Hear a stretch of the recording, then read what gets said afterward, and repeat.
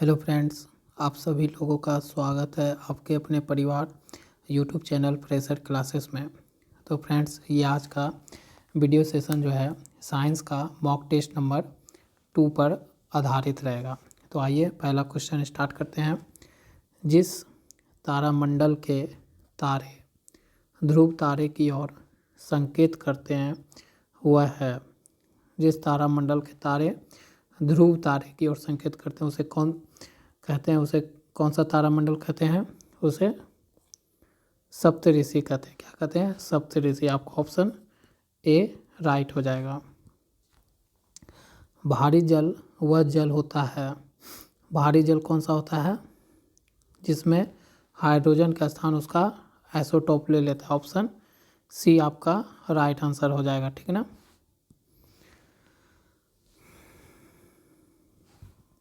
अच्छा, इस पर थोड़ा और बात डिस्कस कर लेते हैं। ऑप्शन सी तो हो जाएगा। तो भारी जल में क्या होता है कि जिसमें हाइड्रोजन का स्थान उसका क्या लेता है? आइसोटोप ले लेता है। कौन सा आइसोटोप लेता है?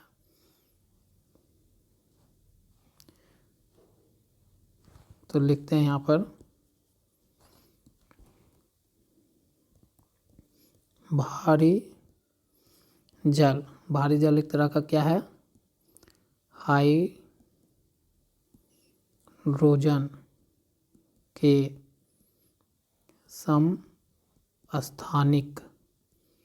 समस्थानिक ड्यूटेरियम का ऑक्साइड होता है। ड्यूटेरियम का ऑक्साइड है। ठीक है। ड्यूटेरियम मतलब ड्यूटेरियम को कैसे दिखाते हैं? D2O, deuterium oxide. ठीक ना। तो D2O से दर्शाते हैं। जिसमें क्या होता है D2O में 0.014% आपका क्या होता है? इसमें साधारण जल की मात्रा पाई जाती है। साधारण जल की मात्रा पाई जाती है। ठीक ना। तो भारी जल किसका बना होता है? ड्यूटेरियम का ऑक्साइड से। ठीक ना। हाइड्रोजन के समस्थानिक ड्यूटेरियम के ऑक्साइड से, जिसमें साधारण जल की मात्रा इतना प्रतिशत होती है। ठीक ना। आगे बढ़ते हैं। परमाणु नाभिक के अवयव हैं। परमाणु नाभिक के अवयव कौन कौन से हैं? तो हम लोग को पता है कि मान लीजिए ये परमाणु है, तो इनका यहाँ पर केंद्रक है। तो यहाँ पर कौन कौन प्रेजेंट होता है? हमारा प्रोटॉन और न्यूट्रॉन। ऑप्शन सी आपका राइट हो जाएगा। ठीक ना। प्रोटॉन और न्यूट्रॉन यहाँ पर मौजूद होता है। तो इसको थोड़ा मिटा लेते हैं। कुछ इम्पोर्टेंट बातें डिस्कस कर लेते हैं, जैसे प्रोटॉन के बारे में। जैसे प्रोटॉन की खोज किसने की थी? प्रोटॉन की खोज तो गोल्डस्टीन ने की थी। ठीक ना। किसने खोज की थी? गोल्डस्टीन ने खोज की थी। और प्रोटॉन कैसा है? तो यह एक धन मतलब क्या होता है? पॉजिटिव आवेशित कण है। ये कैसा है? पॉजिटिव, एक धन आवेशित कण है। मतलब पॉजिटिव चार्ज, इसमें इंग्लिश में बोले तो पॉजिटिव चार्ज पाया जाता है। ठीक ना। हिंदी में बोले तो एक धन आवेशित कण है। ठीक ना। उसी तरह इसमें न्यूट्रॉन भी पाया जाता है। तो न्यूट्रॉन के बारे में भी थोड़ा सा डिस्कशन कर लेते हैं आगे बढ़कर। तो इसकी खोज पूछे आपसे तो हमेशा बताना किसने की थी? जेम्स चैडविक ने की थी। किसने की थी? James Chadwick. और ये कैसा कण है? तो ये ऋणात्मक है। ये कैसा है? ऋणात्मक तो आपका इलेक्ट्रॉन होता है। ये उदासीन होता है। ये कैसा होता है? उदासीन कण है। मतलब इस पर कोई चार्ज नहीं पाया जाता है। कहने का मतलब जिस पर कोई भी आवेश का मतलब चार्ज, इंग्लिश में बोलेंगे तो चार्ज नहीं होता है। ठीक है, समझ गए होंगे। आगे बढ़ते हैं। 20 वर्ष की आयु पर मानव शरीर में हड्डियों की संख्या कितनी होती है? तो 300। ठीक है ना, याद रखना है। HIV द्वारा होने वाले रोग क्या होते हैं? हम लोग कल के वीडियो में भी शायद इसको डिस्कस किए हैं। कौन होते हैं? एड्स होते हैं। कौन होते हैं? एड्स होते हैं। ठीक है ना। एड्स का अगर फुल फॉर्म देखा जाए तो क्या होगा? इसका अगर फुल फॉर्म देखा जाए तो इसको फुल फॉर्म क्या हो सकता है? Acquired immuno deficiency syndrome. लिखेंगे कैसे? तो एक्वायर्ड इम्यूनो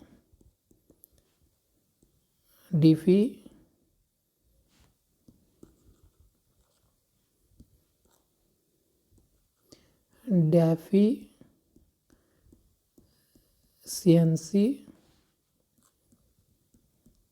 सिंड्रोम।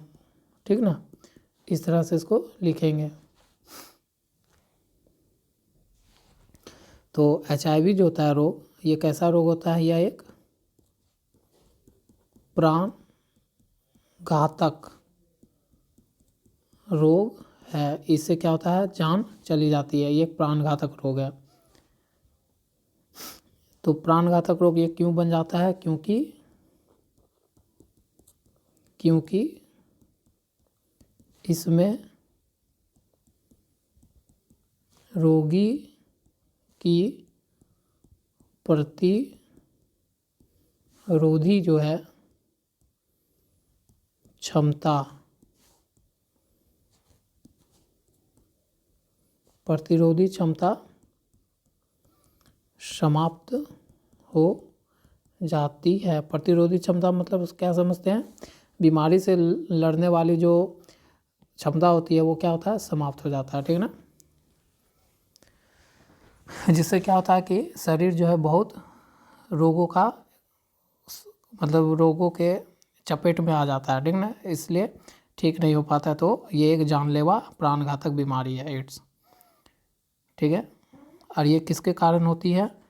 तो विषाणु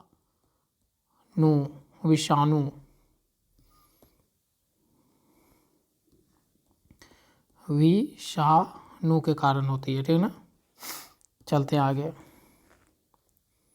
100 वाट का बिजली का बल्ब यदि 10 घंटे जले तो बिजली का खर्च क्या होगा? तो खर्च निकालना है। तो खर्च बराबर क्या होता है? वाट गुना में घंटा डिवाइडेड बाय कितना कर देंगे? 1000 से डिवाइड कर देंगे। वाट हमारा दिया हुआ है 100 वाट। घंटा कितना है? 10 घंटा चल रहा है। 1000 से डिवाइड करेंगे तो 3 जीरो, ऊपर भी 3 जीरो ख़त्म, बचा 1। तो 1 इकाई, या इंग्लिश में बोले तो जिसे यूनिट बोलते हैं। ठीक ना, तो आपका कितना बिजली खर्च होगा? 1 यूनिट। आपका ऑप्शन भी राइट हो जाएगा।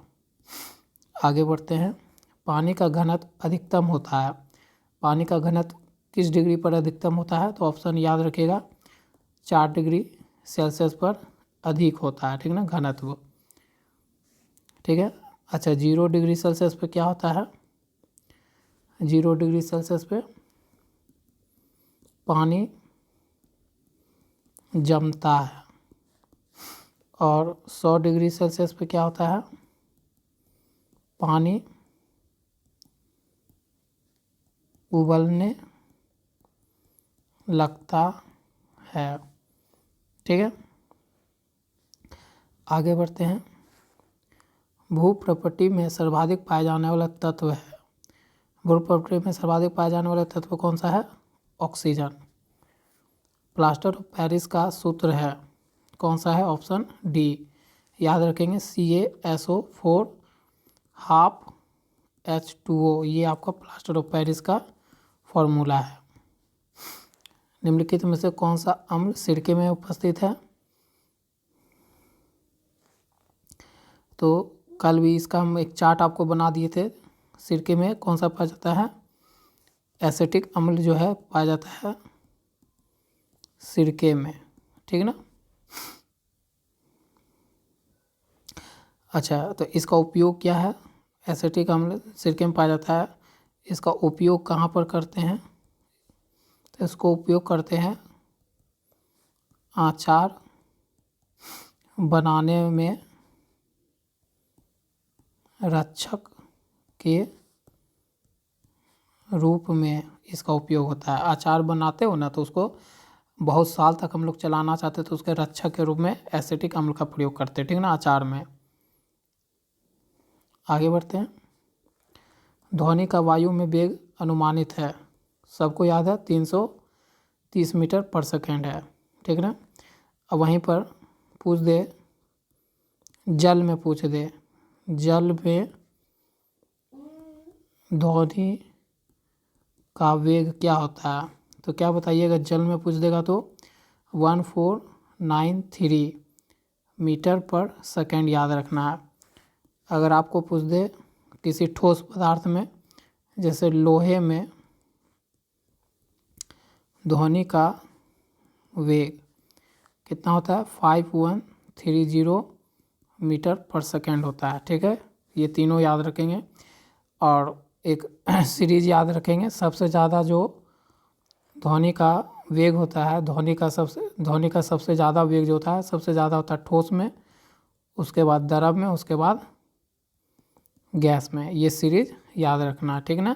सबसे ज़्यादा जो ध्वनि का वेग होता है ठोस में, उसके बाद द्रव में, उसके बाद गैस में। आगे बढ़ते हैं। सूर्य के प्रकाश को धरती की सतह पर पहुंचने में लगने वाला समय कितना लगता है? लगभग ऑप्शन सी 8.5 मिनट लगता है, ठीक ना। तो ऑप्शन सी आपका राइट हो गया। आगे बढ़ते हैं। स्टील को कठोरता प्रदान करने के लिए बढ़ाई जाती है, क्या बढ़ाई जाती है? उसमें कार्बन की मात्रा बढ़ाई जाती है, ऑप्शन ए राइट। आगे बढ़ते हैं। क्रोमेटोग्राफी की तकनीक का प्रयोग क्या होता है? तो ये रंगीन पदार्थ के प्रभाजी आसवन में होता है, ऑप्शन सी, ठीक ना। तो आपका ये ऑप्शन सी राइट हो गया। आगे बढ़ते हैं। घरेलू एलपीजी सिलेंडर में दाब मापक नहीं प्रदान किए जाते हैं, क्योंकि जो देखिए, जो घर में एलपीजी, आपका घरेलू एलपीजी सिलेंडर यूज करते हैं, उसमें बोल रहा है कि दाब मापक क्यों नहीं लगाए जाते हैं? इसलिए नहीं लगाए जाते हैं क्योंकि जो है एलपीजी के द्वारा ही इसका जो दाब होता है वो मापन हो जाता है। एलपीजी से इसका दाब मापन कर लेते हैं, इसलिए उसमें दाब मापक यंत्र नहीं लगाते हैं। तो इनका प्रयोग ये एलपीजी द्वारा चेक हो जाता है, ठीक ना। तो ऑप्शन डी। प्रकाश विकिरण की प्रकृति होती है, प्रकाश विकिरण की प्रकृति कैसी होती है? तरंग एवं कण दोनों के समान होती है, ठीक ना। तो ऑप्शन सी होती है, ठीक ना। तो ऑप्शन सी आपका राइट हो गया। प्रकाश एक प्रकार का क्या होता है? प्रकाश, इसके बारे में थोड़ा लिख लेते हैं प्रकाश के बारे में। प्रकाश जो होता है एक प्रकार की ऊर्जा है जो विद्युत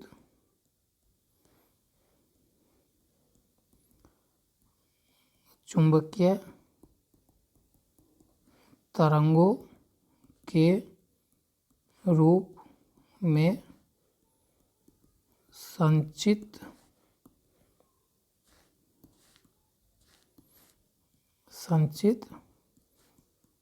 होती है।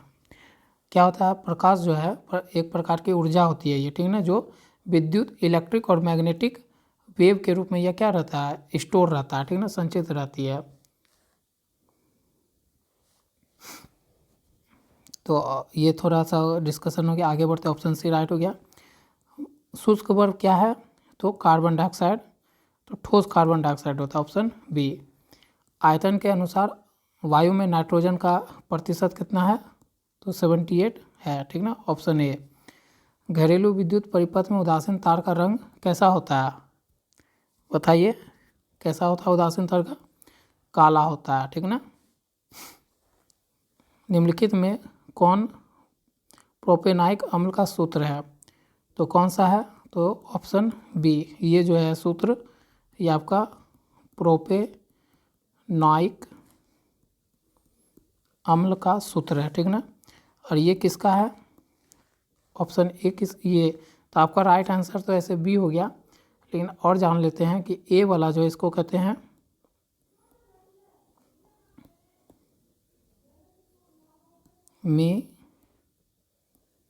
मिथाइल प्रोपाइल कीटोन, और इसको क्या बोलते हैं, इसको बोलते हैं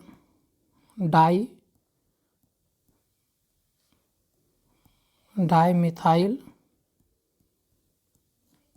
कीटोन, ठीक है ना। तो आपके इस तरह से total 20 number question mock test के कंप्लीट हो गए। मिलते हैं आपसे नेक्स्ट वीडियो में, आज के लिए बस इतना ही, धन्यवाद।